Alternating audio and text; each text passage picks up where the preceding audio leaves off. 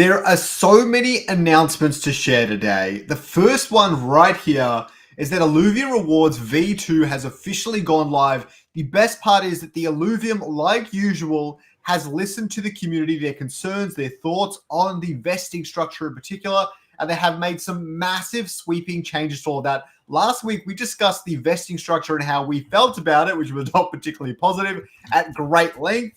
And pretty much less than 24 hours later, the official changes came through. Unfortunately, we didn't catch them.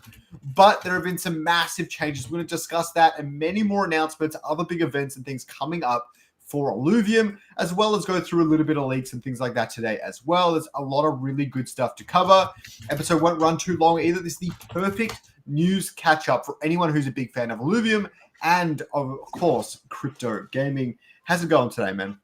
Yeah, good. Busy. Been super busy today. But yeah, looking forward to all the topics you've got lined up. Just quickly, I saw Kieran post today, he said this a lot, so I should really not get too excited about it ever. But he did say today that he's gearing up for the for playtests to begin with some level of community. I don't think it's going to be widespread or anything, but he's gearing up for playtests and things like that. I really hope it's coming soon. I would love to get my hands on it. I'm just excited to test it out. I'm afraid that I'm going to go into it. I'm going to be a little bit too honest if it's not quite hitting the mark, which is going to make me sad more than anything else. But I'm pretty sure that's going to be appreciated, man. Honesty is what we need.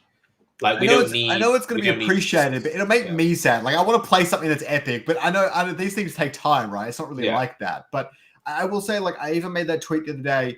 The recent leaks we got, we're going to show you at the end of this episode. The recent leaks we got, they didn't look too different to what we've seen in the past, but there was a big difference.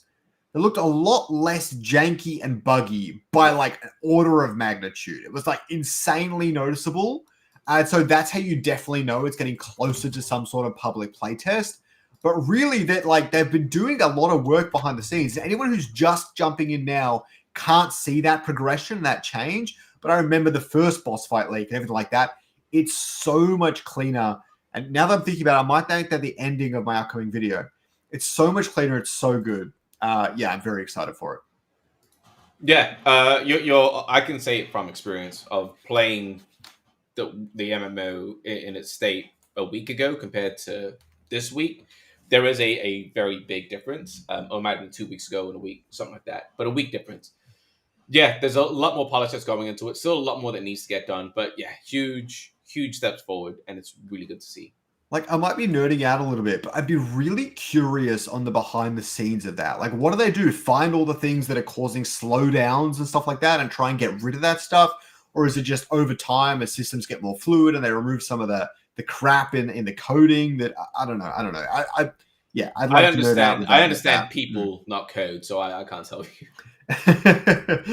You'd have to find me the main developer working on that stuff. I'd love to just chat to them for 2 hours, the most boring video ever. That'd be so much fun for me. Okay, all right, let's jump into it. Illuvium Rewards V2. You can claim 50% of your rewards in ILV and forfeit the rest. You can wait 30 days to claim the full 100% of your ILV rewards, or you can claim 100% of the reward immediately in fuel with an extra 20% bonus. I know that I'm waiting to not claim anything because I'm definitely going to be claiming some for the Halloween Beyond sale, which we'll get into for a minute. But as we really quickly go through the blog here, Arena Rewards $1,000 base pool. It's actually about $2,400 total at the moment per week. We've got about $1,000 or so for the raffle. We've got $2,400 for the overworld as well. And $2,400 for Illuvium Zero. All the structures are pretty similar. Zero actually got a bump up overall in their distribution, so I think Zero players are pretty happy about that. And Beyond Rewards are pretty much the same, 250 ILV, which is about $2,400 as well, actually. So they're all about similar to each other. I suspect the council actually knew what their current active players were before they decided on these numbers and stuff like that. So that's quite... I believe these are... I don't know if this is true or not. I saw a comment saying that these numbers were base numbers and they've added the paying players on top already. So yeah, they have. That's what I'm saying. It's about 2,400. The 1,000 was base number. It's about 2,400 at the moment. Yeah. Yep. After that, we had the pre-fuel migration shared distribution. When I saw this, like, I don't want to hate on anyone. I really don't, but I just can't help it. When I saw this, I remember when I was on council, they were like, "Oh yeah, we're really close. We're gonna distribute it like in 2 weeks from now." That was like 5 months ago. So I don't know what happened, but I'm really glad to see this is finally distributed. This is finally out of the way. I'm glad it is done. Very, very glad. So I just wanted to say that. I hate to be that guy, but I chuckled. I like audibly chuckled when I saw this announcement. I'm like, I forgot that even existed. Okay. The next one, this is a really big one. So the upcoming Leviathan tournaments. We're thrilled to announce the next Leviathan series hosted by Ola GG. Total prize pool 7K, which is pretty huge, and a bonus reward for those who can guess the tournament winner correctly. That would be really, really cool. First qualifier starts on October 27. You can check the full event calendar in the image below, and the details about the event are on the following document. So we can see there's 2 sit and go qualifiers. 4 p.m. UTC. What's that? It's like 5 a.m. for me. Jesus Christ. 12 a.m. Okay. So what's curious here is, are these sit and go qualifiers not the exact same times as ongoing IPL? 4 p.m. UTC is about 11 a.m. for you. No, that's 12 a.m. UTC. I don't think so, but okay. 12 a.m. UTC is 11 a.m. for me. Okay. Because I'm 11 hours ahead of UTC. Okay. Yep. Okay, so I just realized that these are Monday and Tuesday. So it's the same sit and go qualifier times. It's just, I want to say 3 days later, which is pretty interesting. Now, 11 a.m. on a Wednesday, on a Tuesday for me does not work. Obviously, I'm at work. Unfortunately, I can't really participate in these. I would have loved to, but good luck to everyone. This is a really big event. So if you do have a Leviathan team, if you are able to participate, I highly recommend jumping into it. It's going to be a whole lot of fun. Definitely recommend it. After that, we've got the Illuvium Beyond exclusive Halloween sale. The witching hour draws near, and to commemorate the festive season, we're launching the Illuvium Beyond Halloween sale from October 31 to November 14. Venture into the spectral realm of Beyond and uncover haunted deals and spooky treats like never before. Tier 0's Earthflish. I do like the Earthflish. Tier 1 Atlas. Has Atlas gotten a promo? A promo Illuvitar before? I don't actually think it has. I'm not sure. It's interesting. Okay. Nimble Terralinks, which is pretty cool to see. Gazatep. Love Gazatep. Mjol, great Illuvitar. Elfie, not one of my favorites, but I'm sure a lot of people really like it, and we didn't have a whole lot of tier 5s left anyways. Stretch goals and everything as well. 700 fuel, so $7 per Illuvitar, per disc, and a disc has 2 Halloween Illuvitars in it. I'm assuming one's a guaranteed tier 0, but I'm not entirely sure. After that, we've got the Arena 1.14.1 balance up patch. I don't have your graphic. Is it in here? It might not be. Shit, I forgot it. Sorry. Primary thing is Arcanite got buffed. Mud got a bit nerfed, and they nerfed Mud again. And the Lynxes. All you really need to know. Got buffed in there. Yeah, the Empath Lynx has got nerfed again, so it must not have been enough the first time. But Okay, so this is a really big one. We've got the Illuvium roadmap update, okay? So on the left here, we can see these are everything that has been completed so far in Q2 and Q3 of 2025. We've got some really good stuff here, a lot of migrations and things to the website. We've got improved spectating. And to answer your question, no. There's Archie, Grilla, Arcos, and Caribou are the tier 1 for the promos that we've had. Archie and Arcos got one. Would have been cool to see Arcalion get one soon. Archie for GameStop and then Arcos for G-Shock. Yeah. Both red ones too. That's really funny. Okay, so we've got Ranger and Drone rotation and skin selection, improved arena and game XP visibility, all sorts of stuff. Double arena events, new main menu. For Beyond, we've got a bunch of promos and things as well. Not a whole lot for the MMO because nothing's been actively done. They did hirings for the MMO development for the overworld in the top left there. Question for market research right now, and even in the chat, I'd love to know, when you guys bring that image up. When you see an image like that, how do you feel? Are you like, oh yeah, cool, there's a lot of information, or are you like, yo, this is way too much? I'm just very curious. How do you look at it? You skim it, so you don't really ingest any information. So even something like even broken up into a few different images, like an image with like 5 key things with images, just like 5 key milestones and like 3 or 4 of them for like really key stuff. If you did that much stuff, it's great. But I wouldn't say having this is bad either. It should be also included because even though you don't necessarily read through it all, it does make you feel like, oh shit, they got a lot done this year or these 2 quarters or whatever. And like it gives you kind of that feeling. But they're 2 very different purposes. Yeah. This one is just like, we did a heap of shit. If you want the list, here it is, but we're very proud of this. And you should like feel like Illuvium has been grinding, has been working. And the other one is more like, okay, here is what we've actually achieved instead. You know what I mean? Yep. I don't know if you agree. Yep, I do. Okay. But yeah, this is like pretty good for Discord, but not necessarily for like a tweet. But the other ones are much better for a tweet. And I mean, fine to put them in Discord too. You don't want to not put them in Discord. But yeah, this one's particularly important. And this one's really one that needs images. But anyways, for the overworld, multiplayer, companions, boss encounter, alluvial capture, wildlife, enemies, items, exploration content, range of progression, weapons and gear, combat, and quests. Did not. Oh, there's capture. Never mind. All for the vertical slice. Hopefully coming soon. In the arena, we've got Battle Pass V2, Arena Mobile, Survival and Ascendant rework, which is cool to see. Tutorial. I feel like there's no ordering here. Like you could have put them in alphabetical, but they didn't. But unimportant. It really should have been ordered in terms of priority, and I don't feel like this is. For example, localization is below mobile, and tutorial revamp is below so much other stuff that's clearly got a much longer time horizon. I feel like a bit more intent in this might have been nice. Yeah, new status VFX, region battle boards, and new set. So can't wait to see all of that. But I'm mostly excited for the MMO, honestly. I probably won't play Arena that much when the MMO comes out. For Beyond, Halloween sale and Wave 5 and 5 promo. 0 training gyms. Hopefully that's soon, but probably not too soon. And websites, Illuvidex revamp. Interesting. Homepage, new onboarding flow, staking V3, new blog and content system. Interesting. And detailed availability guide for the whole ecosystem.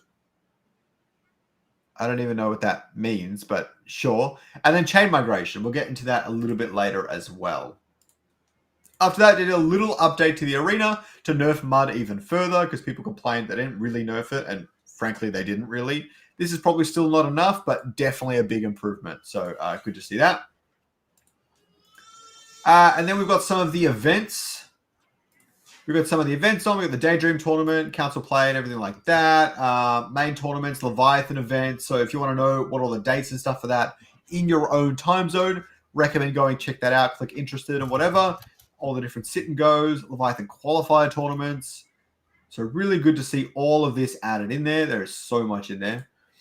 Okay, now we get to some of the other stuff. So someone was asking, where's Aaron? He hadn't actually posted the Discord for like 2 months. So basically, he said he took some time off for a personal matter that he'd rather not get into, but he'll be messaging more soon. So glad to see he's back. I didn't know he like left for personal matters, but glad to see he's addressed it. Glad to see he's back. Yeah, looking forward to it.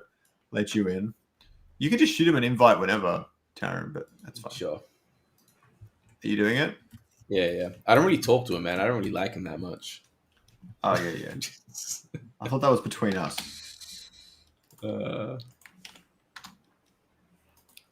Okay.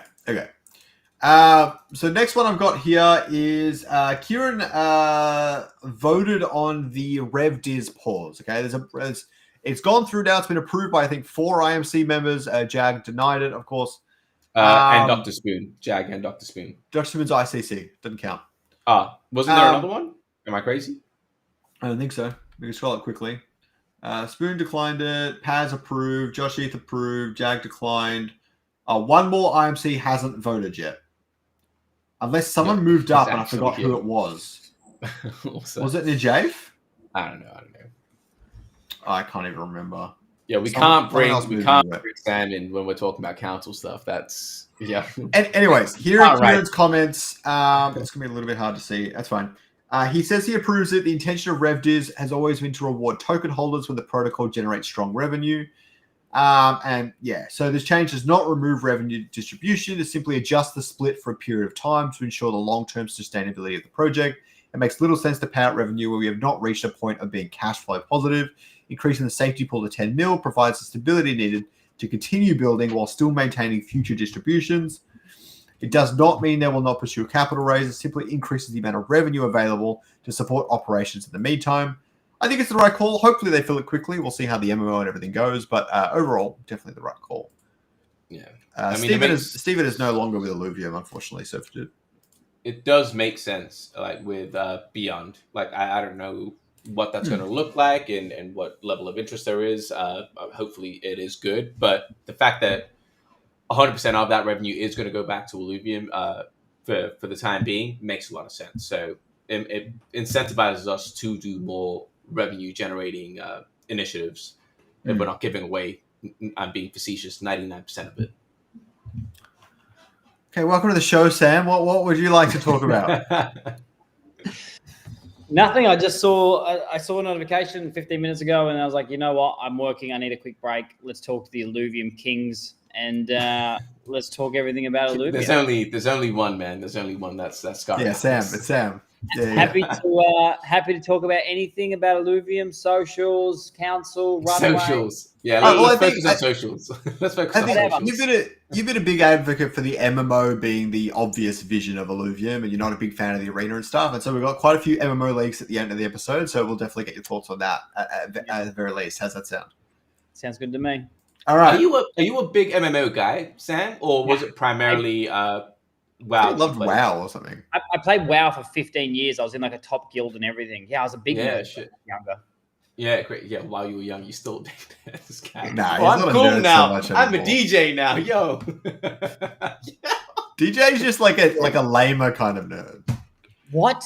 I couldn't be more of a. You could make fun of me in so many different ways of all my job titles, like male model for like 6 years, True. Influencer, TV stuff. Like, just you couldn't find a more easier person to target, to be honest with you. TV stuff. Can you elaborate? No, I just stuff. I don't know. TV stuff. All right, let's jump into it. So someone asked about the chain migration stuff, and Jeremy couldn't confirm a whole lot, but he said the chain is going to be IMX ZK AVM, which we kind of knew, but it's never really been officially confirmed. Nothing yet to share on the timeline. User actions we're working on to make this as seamless as possible. We'll only be able to confirm when they're close to the migration. Illuvidex will be updated to work for ZK EVM, and auth will remain the same since we're on Passport. So good to say that very little needs to be done on the user side of things, at least. So that's good. Immutable is in a bit of trouble, I personally think, even though they have a large capital sort of treasury. Like, if you think about it, they've been going at it for several years. We have the wrong audience for Web3. They're all extractors. I guess, user base is not phenomenal, bots and everything in between. So that's my thoughts on that. What do you think is a better alternative? I just think the whole gaming thing, that everyone that's done everything in the whole space has been such a money-focused thing, and it's always been a wrong approach. Like, yeah, I was all on board for like 2020, 2021, Axie, super cool, hold like NFTs in games, super fun. And then everything from beyond that got built out was always money-focused. Like, hey, come here, airdrop. Hey, come do this, play this game. We'll give you free money, whatever it is. And then what's that done? That's bringing a whole audience full of extractors and money focused. So you look at the ones that aren't money focused. There's only a couple that I can think of, but like Clanosaurus, you don't really hear much about them. They're great art, spending it, have a loyal user base. They're not over the top sharing stuff, and they will build out a great product because it's not money focused. It's value, fun, and then the money should be a byproduct in some sort of way, shape, or form, or ownership.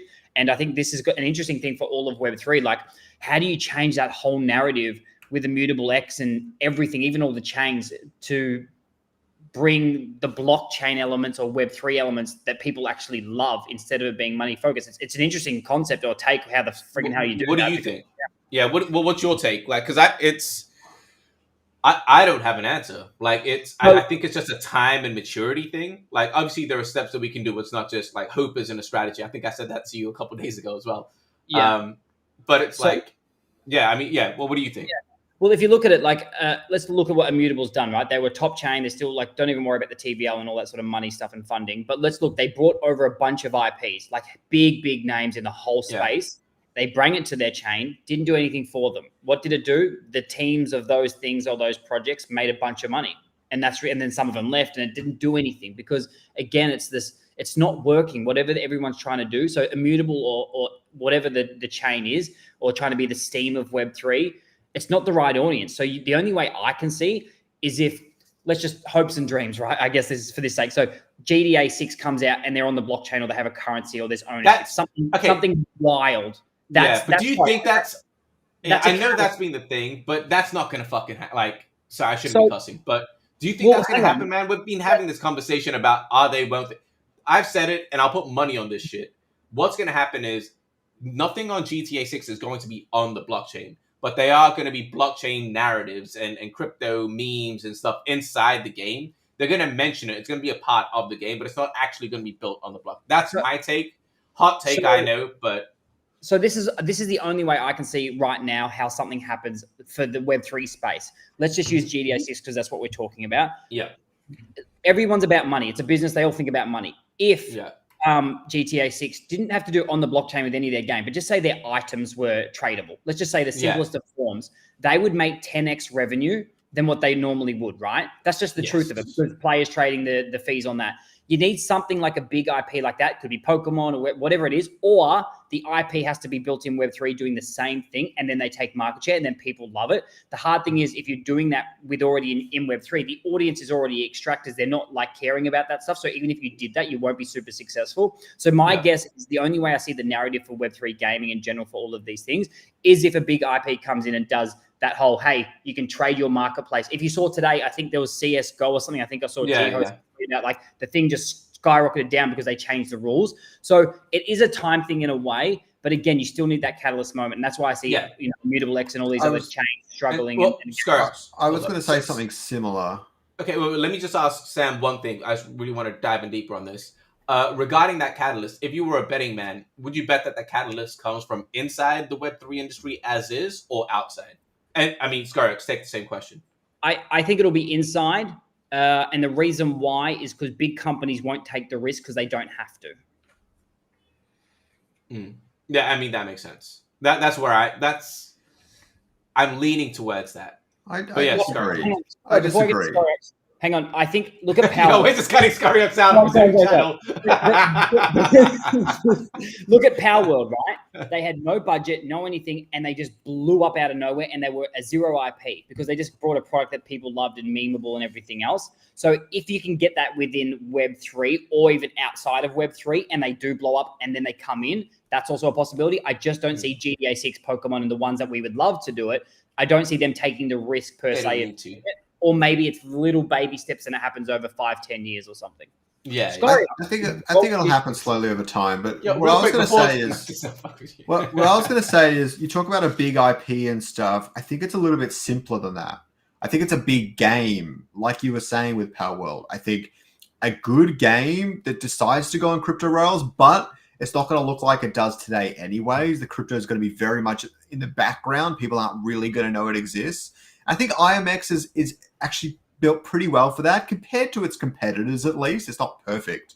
But I think it's actually set up pretty well for that. And Robbie talks a lot about having signed billion-dollar IPs and all that sort of stuff. But I think if he's really able to sign hundreds and hundreds of games all the time and get them all on board and stuff, at some point, you're going to get a game from maybe an existing large studio or an existing well-known studio that is going to build an IMX, even if it's not going to be like massively, like it's not going to like promote crypto necessarily, but it's going to be built on IMX. And I think it's just going to be a good game that people like to play. And eventually they go, oh, that's crypto. That's pretty cool. But I think it'll just be more normalized over time. And then like a large game or a successful game that's fun and good will be the thing that blows up. For example, like if I were to tell you like Mega Bonk was on like IMX and had some shit running in the background on IMX and stuff like that, you would about night. You'd be like, yeah, people would still play it. It'd still be a fun game. People would enjoy it. It's just the fact that they haven't gone on there yet. I think it's only a matter of time until one of these smash hit random games is successful and just so happens to be built on the blockchain. even though they don't really promote the blockchain and stuff. I don't think the promoting the blockchain is ever really going to work. Not outside, not for mass audience, or not to be the catalyst, so to speak. It'll be the only place that I can actually see, when I say place, the only region that I can see that the blockchain focus is actually going to be a part of the narrative in terms of adoption would be two countries specifically. It would be Japan or Korea. Those are the two where I know that they're so forward thinking and so okay with these new concepts and ideas that if a game like a Square Enix is probably not going to take that risk. But if there is a game that comes out to those markets, those are the guys that are going to be like, yeah, look, we're first about it. But if we're talking about the rest of the world, I agree. It's gameplay first, blockchain second. And even in those, it's not blockchain fast. Like, they're more okay with that. But gameplay still, I mean, Japan and Korea, they're the largest revenue generating countries in games. Honestly, so, like, gameplay is still super, super important. Honestly, it would shock me if top five, Sam. If Web3 adoption US is... No, I was just going to say top 5 is US, China, Japan, Korea. It used to be Germany. I think it's now shifted from Germany to something else. Yeah, but it's more so like, sorry, Scoriox, but just quickly, the two countries you mentioned, which was Japan and Korea, they're also okay with pay to win. They don't care. And they're correct. Okay. That's why I'm saying that if it was going to be a blockchain game to take off anywhere, it's going to be those two countries because they're very, very okay with pay to win. Plus the future tech side of things, they're very cool with progress. Yeah, it's like, it wouldn't shock me if the thing that gets up adoption first is actually Web3 gaming infrastructure rather than Web3 games themselves. What I mean is, someone who loves going to the casino to play poker, they're not going to see a crypto poker digital casino, and they're not going to go, I'm not going to try this, right? And so I think things like people who love doing like entry fees in tournaments and stuff, if a tournament platform launched that lets you just entry fees in crypto, I think that could become popular, and then games will attach to that sort of thing. And that might like slowly catalyze the entire process. I think it wouldn't shock me if infra is the thing that takes off before crypto gaming itself. Building on that, like, we're seeing the rise of poly market. Exactly. Like that is a very, very fair assessment. Like, poly market is, even non-crypto users know about it, that they're aware that there is a crypto betting site. Like, it does seem to be. I think, what's the poly market? The revenue poly market's making it's huge. Like, their growth, them and Kalshi, huge. And so if I'm not mistaken, Kalshi started off in the United States, and now they're trying to go global. And then poly market started global. Now they're trying to go into trying to operate in the US. I really think they're crypto products that have genuinely gone mainstream. Yeah. Some of the first, really. Yeah, it's just people gambling on anything and everything in a fun way. You know what was crazy? I heard a take on it, and it's a very we're incentivizing information. Like, and I'll break this down. I'm paraphrasing, but it was something that if your parent is part of the government or something, and you hear some like dinner talk about something that's happening, you have an incentive to go and make a bet or do something online, get the information out that, hey, this is going to happen. So we're actually incentivizing information getting out, because there is a monetary incentive to do so, which I think is very, very fascinating. Yep. But yeah, that's what I'm saying. Like, I mean, that's a product that really can't be done without crypto backing it in a lot of ways, because of the way it's got the liquidity pools and stuff like that. So it's a genuine use for crypto, and it's a good product. And when you match the two of them up, it was clearly successful. And I think not necessarily Illuvium, but I think crypto gaming can have that at some point. When you match up something that really has to use crypto in some way, and it's a good product, if you match that up with a game that needs it, then I don't see why it couldn't take off in some way, shape, or form. I mean, Axie was kind of that for its time as well. So, okay, go for it, Sam. Just quickly, just as a short answer to this question, do you think maybe Web3 gaming and gaming will stay separated for like forever? Like, it's two subgenres. Do you know what I mean? Actually, what I was gonna ask a similar question as well. That's an interesting take, right? Like, I feel like we always wanted, to say gaming is Web3, just gaming is gaming, and it all intertwines. But maybe there is a world that both succeed and like have their own little thing. Like, there's online gambling, and then there's in-person gambling. They'll never like in a way combined. That's probably not a great example, but you know what I mean? Like maybe they do stay separated and they're. I don't think so. I don't think so. I think there will be a time where they converge. Just because, again, like, let's talk about it.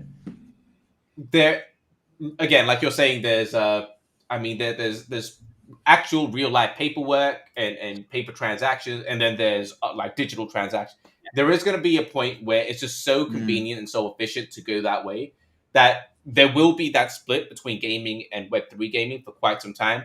But at some point, right now we look at games, it's free to play, it's all cosmetics, like a lot of games are. What makes more sense than to have players be able to trade their assets and the studio takes a cut? That makes sense. At some point, these guys are going to just have to say, yeah, it makes sense for the player. It makes sense for us. We get an infinite. Yeah, like everyone wins out of it. So I do think at some point it will converge. I don't think it's one of those things where it's going to stay separated. Yeah. To follow the analogy, Sam, like in your physical game, your physical casino versus your digital casino. In a physical casino, you still swipe your card to get your money and your chips and stuff like that. I think a casino would be dumb to not have a place where you can swipe your card, if that makes sense. And so I think everything will kind of go on crypto rails, but not everything will promote itself as crypto backed necessarily. You know what I mean? I think that separation might always remain, but they'll all have crypto running in the back end in some way, because I just don't think fiat money is really going to survive long enough. Yeah, it's like internet. It's like we never say HTTPS, right? You just, I want to play this, and you don't give a shit about the back end. You don't care about the tech stuff. Just make me fun. And that's what it'll eventually be. If you want to talk about the separation, I think play to earn games and games that just so happen to be running on blockchain will always remain separate. That's a good separation. Yeah, less like a Ponzi game. A Ponzi game. Yeah, exactly. That's take your money and leave. Yeah, that's the separation I would see, and I think that would go down that track. I think that's fair. Yeah, and Illuvium. So what's the next thing? Okay. So Jeremy said, we're only adding to the roadmap what has already been released. Development for the current version of Overworld was halted in favor of the New Dawn, which would be the multiplayer MMOs, things like that. So everything on the completed milestones is stuff that's only been released. They've been developing even more than that, but it hasn't been mentioned in there. So just thought that was interesting. The other thing is that Roger said that there will be a bonding system in the MMO, which is really interesting to hear about. Focused on getting the feeling across of you and your Illuvium becoming stronger together and synergizing in your challenges, which will unlock special moments in battle. Just on this note, like even in Pokemon Go, you can like walk with your Pokemon or whatever, and you get the candies for them and stuff. I would love to see something like that where there's almost two levels for Illuvium. There's like their normal level, then there's their like your partner Illuvium sort of level. And they don't necessarily get like super powered up or anything, but they get little bonuses from just you using them often and you kind of fulfilling that bond. I think that would be really cool. I'm glad to see that they're kind of thinking about that relationship you have with them, because that was a big part of the original Pokemon games, and missing that would probably hurt quite a bit, I think. I want to ask both you guys a question. We're all pretty similar in age, I think, apart from Scoriox, who's a bit younger. But no, I mean, we all grew up with Pokemon. And we've all grown up with the rise of the internet. So we've all kind of, again, Scoriox, I'm pretty sure you were around before the internet, or you had an experience before that. And that's not taking the piss. I've used dial-up. Yeah, okay, perfect. So the question is, we've all seen the way our minds and our attention spans have shifted because of this thing. I would say back in the day when we played Pokemon, I don't know. Like, would you guys say when we played Pokemon back in the day, was it the capture of that Pokemon that made you feel really good, or the achievements and the other things you did with that Pokemon feeling good? And do you think that's changed now? Like, do we think, because capturing is so quick, even in the new Pokemon game, it's so fast. It isn't as hard as it was in the original games. Is that because we just don't care anymore? Our attention span's so short that it's our time spent with the Pokemon that's more important? Like, what's your take on that? No, so there's a few trains of thought. And because I've been playing a lot of Pokemon Legends EA, I think I refelt a lot of that. But I know exactly what it was. The number one thing for me with older Pokemon games is actually the evolving your Pokemon. When you go, developing. Especially when you didn't know, you're like, oh, what level do they evolve at? I got it. They're evolving. Sweet.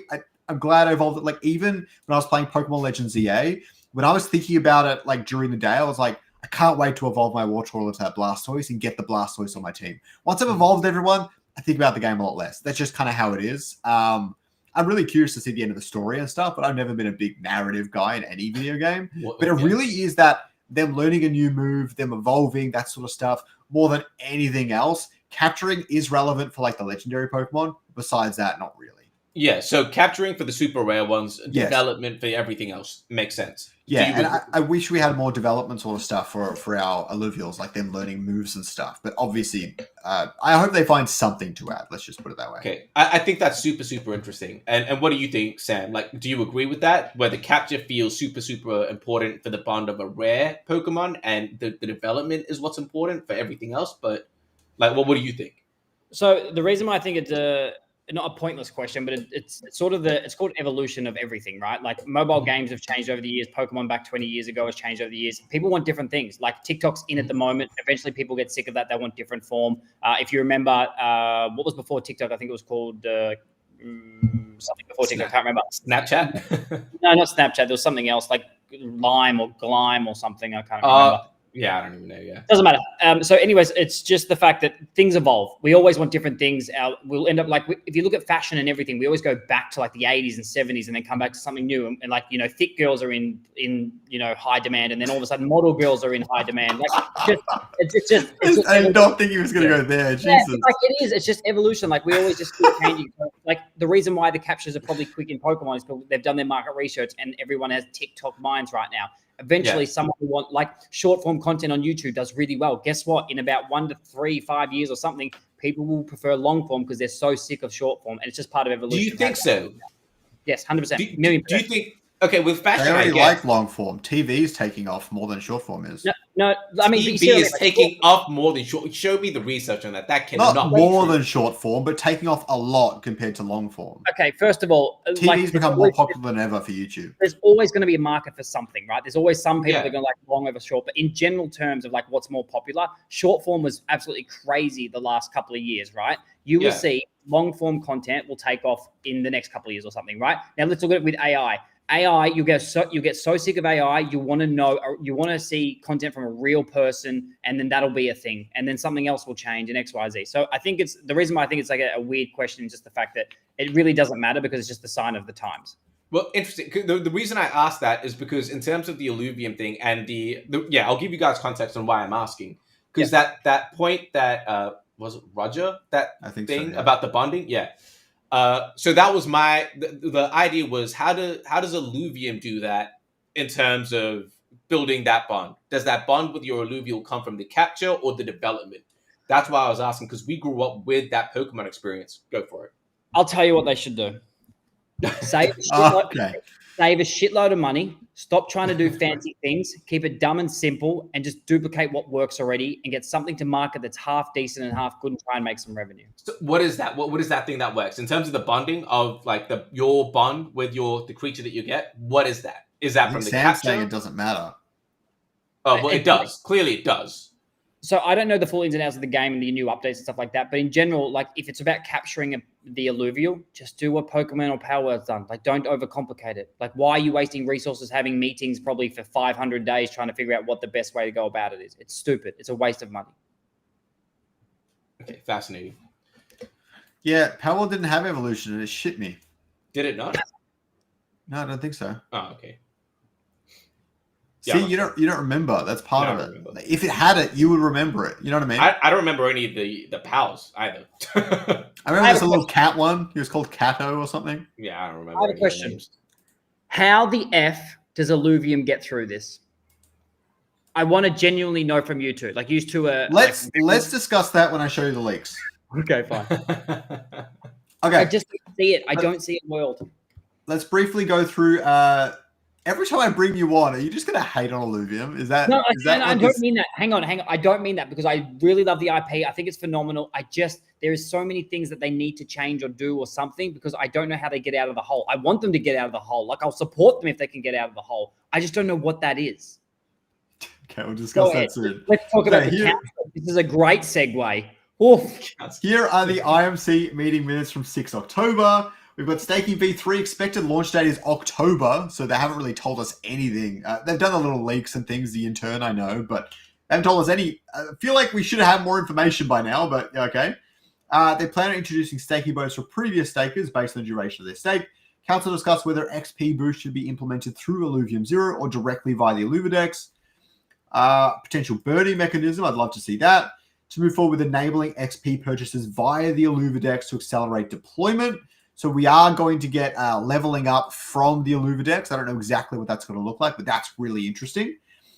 Anyone who's reading this now has this slight advantage, okay, to get ahead of the crowd, because if, for example, you can burn atlases to level up atlases, you know this before pretty much 90% of people do right this moment. So if you want to use that information, go ahead. I'm just saying. That's a great IPL point. tournaments, they agreed to change their main event date. Okay. Leviathan tournaments to not delay the next tournament. Great. Guild League are set to launch in November, which is cool to see. And then exclude IZ from the safety pool. Okay, so they didn't end up doing that, but they were discussing, which is pretty interesting. We also have meeting minutes from 13 October. Temporary proposal voting procedure. They don't have snapshot anymore. Council zero pay with KPI proposal. Neither of the community feedback threads. What did he say? Just started clapping. Neither the community feedback threads got decisive support, and there was no clear consensus within the IMC, so the topic will not move forward for now. Okay? In accordance with IOP 71, a specific number of Beyond Dish should be minted each wave. Yep, easy. Council's reviewed and approved the updated roadmap. Yep, that's all done. The council was updated from labs regarding recent developments and current direction for the game. All right, well, good to hear that. So, yeah. Okay, now we've got some leaks and things. Here's one for Illuvium Beyond.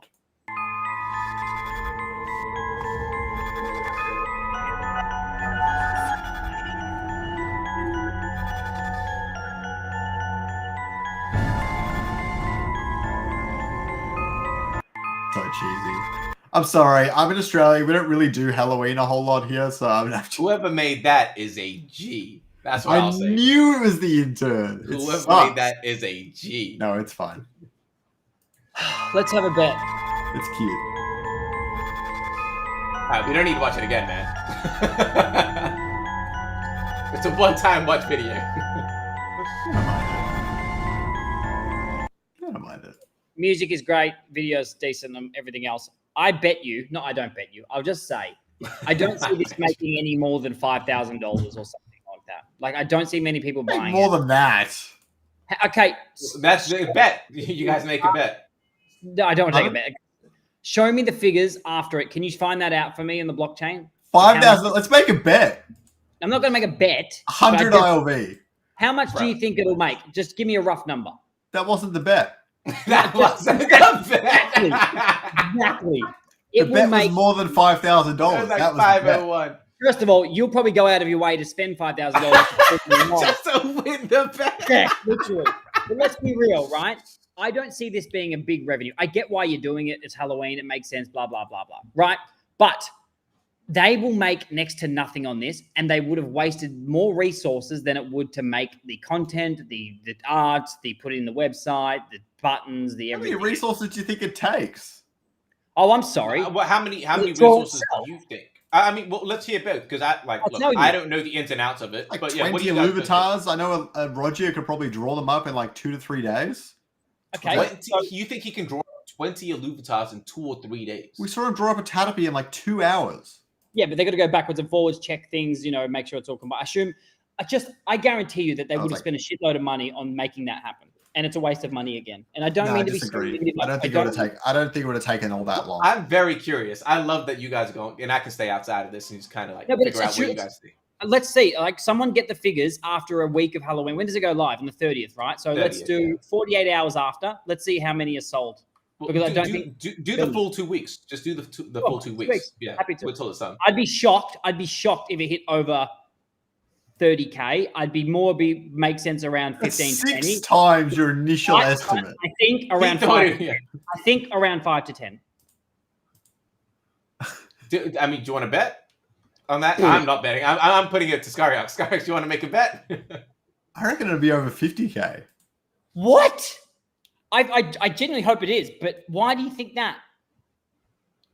I don't know. That seems really low compared to all the promo sales. How much did we do the last time? Do you know? How much did Wave 4 make? What did Wave 4 make or whatever it was? What? All the waves have made 200-300 plus, but even the promos have all made 50-60 plus. But That's not the last promo was summer, right? Is there a way to how much did that make? Yeah, summer. Is there a way to perfect example. How much did that one make? I don't know. I have to dive into the number. Wait, I might have a way. Hold on. Give me a second. You guys talk. I will patiently wait because I think it wouldn't be that much. But again, you have to take out anything to do with SILV2 if that's even in there still. I don't know. I don't think there was SILV2. I think it's just fuel now, which is just equivalent to dollars. But hang on, how many people got fuel for free? I have a bunch sitting there for free. That's not money. Yeah. But I mean, we can't take that. That's way too hard a calculation to make. This is actually, I'm very curious about this actually. Summer's a good one. That would have been like June-ish, right? I think I could do the maths on it. I'm doing other stats for my thing first. And I can do this one after. Do some math on it real quick. No, not real quick. That would take ages. I think I have another way of getting it. Isn't there a way to see how many like discs were sold or something on the Illuvidex? Is that not? Yeah, but that's not going to give you all the info regarding fuel SRV split and all that. Let's just say how many. Look on chain for that. To see how many discs there are. No, because freebies and giveaways and stuff. How many were sold from literally from Ethereum to that? And let's start with there, and then we can add up more after that. I don't even know how. I'm not a blockchain guy. I don't know how to do this. I don't think it'll be much. Is my opinion. I hope I'm so wrong on this. I really do. I'm really. Yeah, I was. Wait, I was obviously. What stat did you want? So how much Ethereum was purchased with the discs? Let's start with that one first, and then we can. Yeah, but I don't have that on hand. I have to actually go and get that. How do you get it? Can't you just go on chain or something? Yeah, you could just go on chain. It doesn't take 2 seconds. Well, the audience is waiting in anticipation, so it's just you go on chain and do it then if it's so easy. It's too much effort. Do you have more stuff to I'm taking over this thing again? I keep doing that, but is there other things you want to get to instead of me trying to? Because Linky has been posting the stats and stuff. He has it all, but I can't find it because he also posts all the leaks. So I'm trying to go back through it. Drop him a message. I can't find it. Just drop him a message. Linky, urgent. 000. We need this information now, and then see if he sends it to you. Yeah. What date was the summer? Probably June something. June, yes, something like that. You guys are doing nothing now. I'm outside of this. What I'm trying, if you can't find it, doesn't really it does matter to me. But if you can't, that's fine. But what I'm trying to get at is, I think Illuvium Beyond and these summer sales and stuff, if they are generating revenue, amazing, keep doing them. I don't look at it hey, they made money. You need to calculate how much effort and time and team members and everything else took to get there as well. Again, if I knew the revenue, then I'd say keep it. But I would scrap the whole thing and just be we need to incentivize these guys to do something else and put all our focus in the arena and the MMO. That's what I would do. You just have the cord, basically. But if it's making revenue, don't. Yeah. Now that I'm back, and especially because even as the intern is putting in a lot of effort into the content that goes around with it. What's this? I can't even see the damn screen. Can you just read? What is that? I'm reading it. So on the right there, the big one on the right is July 31, and the Summer Beyond sale was July 26 or something. So it's safe to assume that spike is the Summer Beyond sale. And that says that says 40K USD in weekly fuel revenue. I can't remember what the two colors mean and stuff. This is also excluding Stripe, which is usually about 40% of sales and stuff. So it's probably closer to 70K, I believe, in zero. You can't ask me for the data. I showed you the data. No, because what you're doing is, we don't even know with Stripe. Let's be honest, it's more of a bear market. People are less spending. And you're saying fuel sales of 40K. Remember, a lot of that fuel is free and bonuses. No. Fuel. This is fuel revenue. This is people buying fuel. This is people buying Ethereum. with Yeah, yeah, Ethereum. Yeah. Okay, so this is the whole ecosystem. Then that's not for Beyond. That could be for the game, the MMO, the arena, the battle pass. Yes, When the battle but pass it was 6K before that, and then 40K for What the day- Beyond sale. yeah, What do you what want? day- It wasn't the battle pass. What The day- battle pass was like last month. What day did the summer launch part? 26. How much did you do on that day? Because that's when it launched. Well, it doesn't have that. This is weekly, and the week of the 26th is that one there for 40K. Oh, so you just okay? So we're not sure, basically. Oh my god, I can't believe you right now. We'll we're definitely not sure. find out with We that's pretty whatever. I'm not doing this. I don't believe that's true. Like I get it. We're assuming we don't have the hard figures. Assuming anything, that's 40K in ETH transferred to fuel at the same time as the sale. It's just assuming nothing. But you got to remember, fuel's used for multiple things. You don't know that. Yes, but you got 6K before, so you can subtract 6K from it, and you go to 34K. Well, yeah, I'm looking at this. It's still much higher than you expected, isn't it? No, because I don't believe that's all for that. Well, I'm looking at this now. All of a sudden, everyone started traveling in the overworld just because the Beyond sale happened. Yeah, that's what happened. Sorry, I got all confused. My bad. I'm so stupid. Do you want to know my honest truth of what I think this is? Yes, some would have went to the sale. I also believe in manipulation a little bit. And again, I don't want to be negative. I believe some people, maybe Wales and other people in team or whatever, has bought a bunch of fuel to showcase that, hey, we look at that spike, good for investors, right? That could be another thing. And then also people could have overbought because they might have bought one and then they want to use it for the overworld, so they got both. That's my personal opinion. And I mean, I would love to see the real figures in depth, but obviously we don't have them. So again, 34K minus a bit more, maybe 25, maybe down to 5K ish. I'm probably hitting the mark right on the money. So good chat. Well, I'm gonna be objective. Obviously, we don't know all of the details with that number. I'm gonna take it at face value. Okay. But we'll have to look at the Halloween stuff, and we can actually compare and be like, okay, cool. Yes. Did it make sense? Did it not? I'm not going to say yes or no to what Scoriox is showing us because I just am not fully aware. I don't know where those numbers are or come from. I'm not saying yes or no. I'm not saying yes or no because I don't know. But if we look at that and then the Halloween numbers are similar, then we can say, okay, that was pretty accurate. That makes more sense. And just so you guys are aware as well, I don't know how much of this was minted by the team and how many were actually purchased. I'm assuming a safe assumption is the majority of these were purchased on the Illuvium, and this is not these are unopened. I think it's 5,000 standards and 1,000 megas are minted by the team. No, we're not. We're talking about the promo stuff, the summer stuff. Oh yeah. No, yeah, okay, yeah. I'm not sure. Yeah. So the promo stuff, this is unopened. There's 32,200 unopened summer discs. So if we take that at the same price as what it was. What's the price? Like, I don't even know what the price was. I'm not sure. It might have been like $10. $10. That's like a lot more. Like, that can't be. No, that's wrong. That's wrong. There's 300. There's 32,000 in total items. It's 300 unopened summer discs. So that's $3,000 if I'm not mistaken. I might be. A lot of them were unopened. Yeah. So then, what I need to look then is at the Illuviums themselves, which I'm about to do right now. Great. Good. Yeah, but you don't know how many were free with stuff. That's the hard part. We don't know that. ILV summer, and then you just divide this number by 2 or 1. I forget. How many's in the thing? Isn't it 5? I don't even remember. Yeah, I forget if it was 1 or 2. It might have been 1. No, it might have been 2. Yeah, I forget. 5,825. I am so 100% correct then.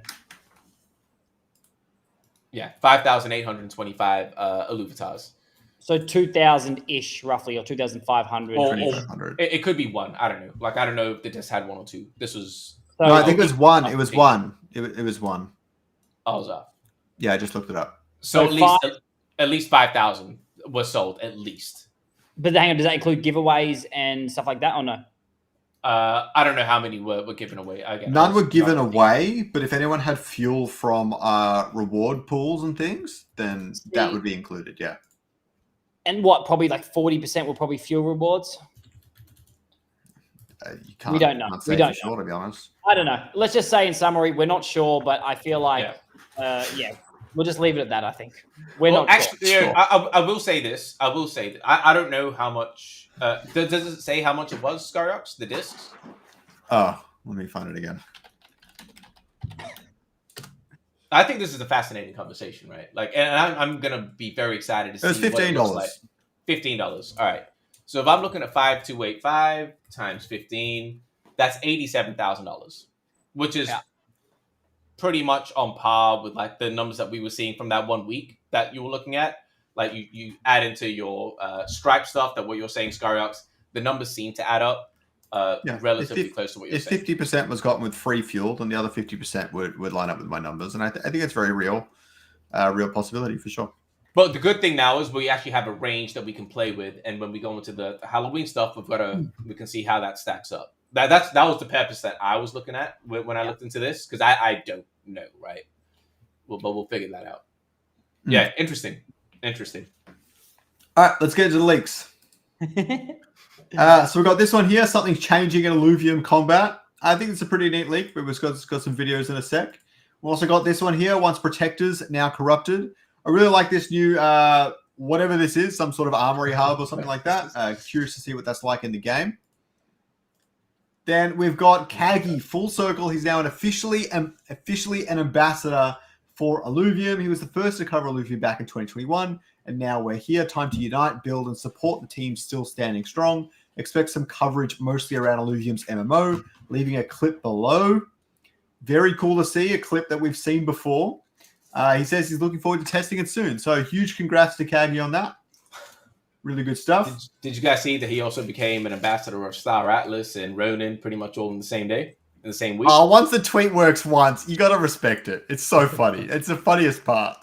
He's like, shit, this worked once. Let's do it again. Yeah. I don't think they got nearly as many views. You could say it had diminishing returns on the meme, but I would actually say that just Illuvium's community is more advocate and stuff in general. So I actually think it's like bullish on Illuvium. But so Tokenized 360 made a whole video covering not only the MMO, but different parts of the games and things like that. Kieran recommends it. I recommend it. Definitely go check it out if you're new to Illuvium. Very, very good video right there.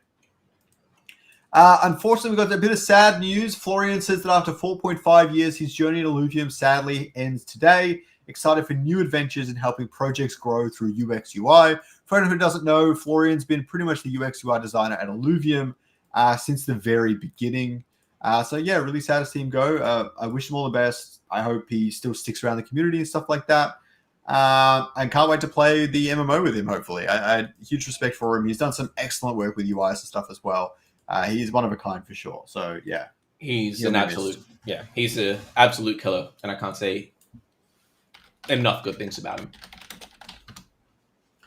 Okay. So Illuvium made a tweet here where if Kieran wants a leak war, he's got one. Your move. You know, I should have put Kieran's one first. Oh, well. I think this is a pretty good leak. You fight Bull Shooter. Stupid name. What? What's the name? I can't read it. What?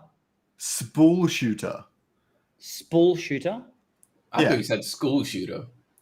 No, that's not what I said. Maybe it's a placeholder. I'm sure it's a placeholder. No, but a spool is a circular disc. I'm sure it's a placeholder. We better get clarity on that.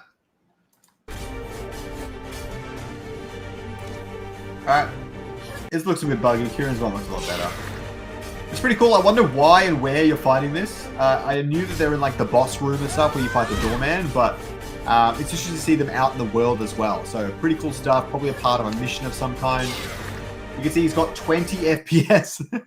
Okay. Really cool leak there. We've also got one from Kieran that's really, really cool. Let's have a look at this right now. This is one of the smoothest ones we've seen. You can see this is 60 frames per second, so that definitely helps. You can see that like all the animations, everything a lot more clean, seamless. It's a lot less buggy. It's a lot more stable for sure. And it looks pretty funny. Dodge that attack right there. It's got some good action MMO sort of stuff happening. He moves really fast, and they were saying that the Rangers move a lot slower now. So I think that's kind of odd, but Yeah, so he's dashing through them, attacking them, taking ages to kill them, I tell you that much. He's got a weapon we've never seen in the game before, so looks like this is probably like your starter weapon in the game or something like that, so it's pretty cool to see. But yeah, I really like this league. I think it's a cool one. Anyone else in the chat has any thoughts on this? I'd love to hear about it. What are your thoughts, Sam? I think the other one was better, to be honest. Look, it's looking good. The graphics, the grass is cool. I like how there's animals in there. It's everything that we all wanted Illuvium to be like years ago. So I'm glad they're working on it. I wish they had more money to build this out because you can see the potential of it is massive. Again, I just don't know the revenue side of things of how people will spend, but super cool. I like it. This has a lot more like Power World vibes, like you were saying too. Like more in the sense that like Power World got instant virality because it was just so easy to digest.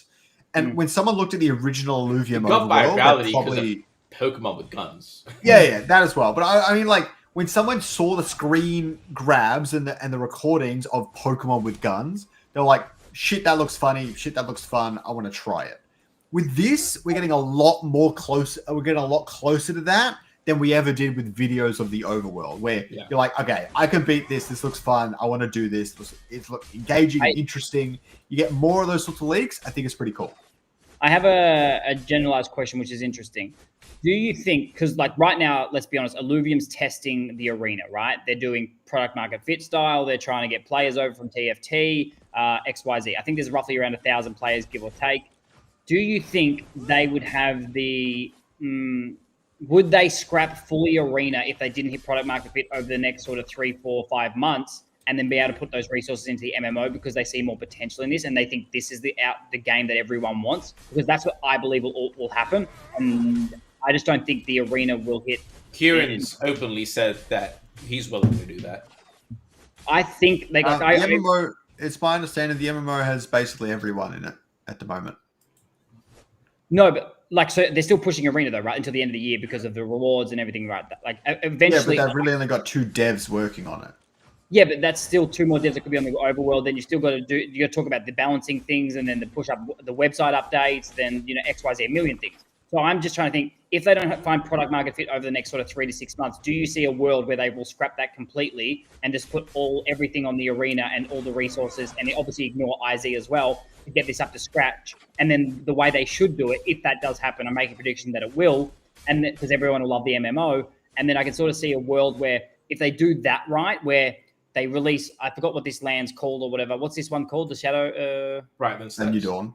Steps. So if it's Brightland Steps, then they can release that as section 1, and then people can work their way up. And then while that's happening and people playing it, they can get the next region ready and open that up, and then at least there's something progression to walk towards. I have a funny feeling I'll make a prediction that they'll scrap arena. Not saying at the end of the year, they'll probably give it a little bit longer than that, and then eventually they'll pivot to the MMO because they'll realize player base, retention, and then they'll try and find revenue streams from that. I think that's what will happen. And they should have done that 2 years ago, but I think that's what will happen.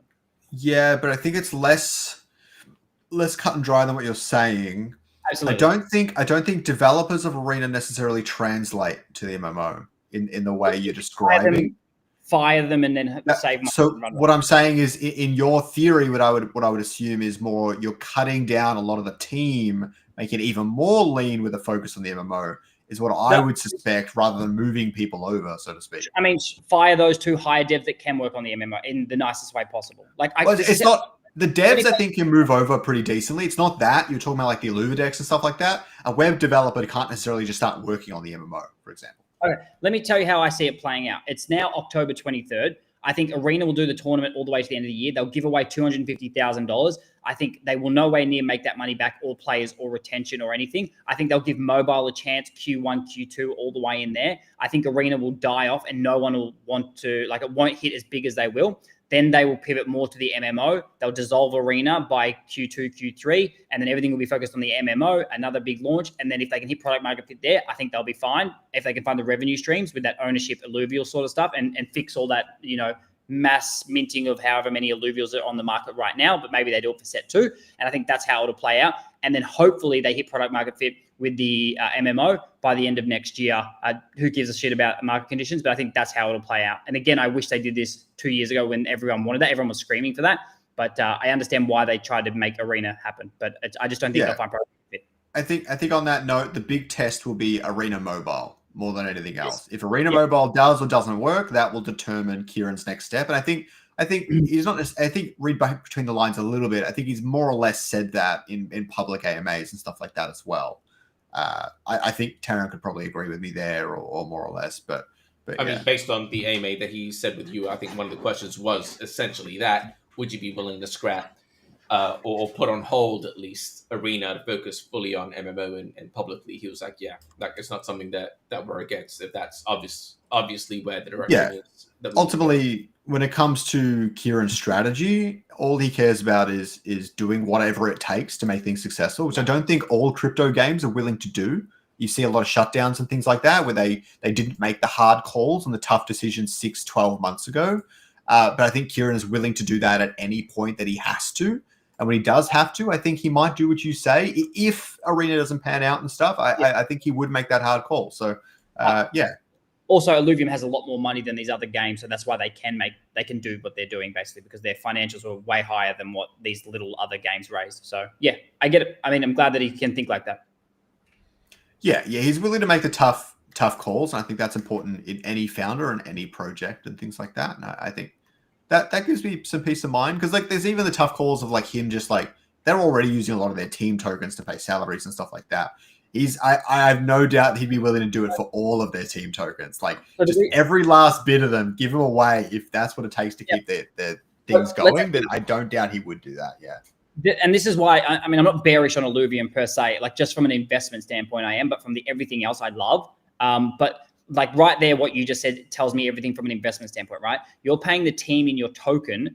They need to pay bills. They're going to sell that token from an investment standpoint. Illuvium doesn't look good from a tokens perspective because of that reason. Like that's what I mean. And then for them, they're also spending $400,000-500K a month. And then, that's less revenue they have for run. Like these are all the signs from just pure investment standpoint. That's why I don't think it's a good investment for that reason. Sam Savage as always. All right. Do you guys have anything else before we wrap this one up? No, nothing on my side. Pocket Dragons sounds pretty cool. What's that about? Anyways, I'm kidding. Wow. The guy who's super bearish on crypto gaming ever being successful is creating his own crypto game.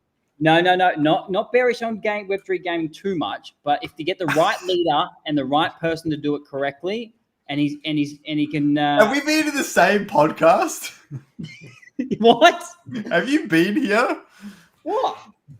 You were just like, I don't think crypto gaming is going to make it. I mean, earlier today. Let's look at Claynosaurus. It's about community, and this is a big thing. And I think reputation is also a big thing, because if you look at reputation for certain games, it's not great, and chains and everything else. But if you come in with a fresh IP, a fresh narrative, a fresh look, and something that's more sustainable, then let's see how it plays out. Like I'm not saying I'm gonna kill it, but let's see.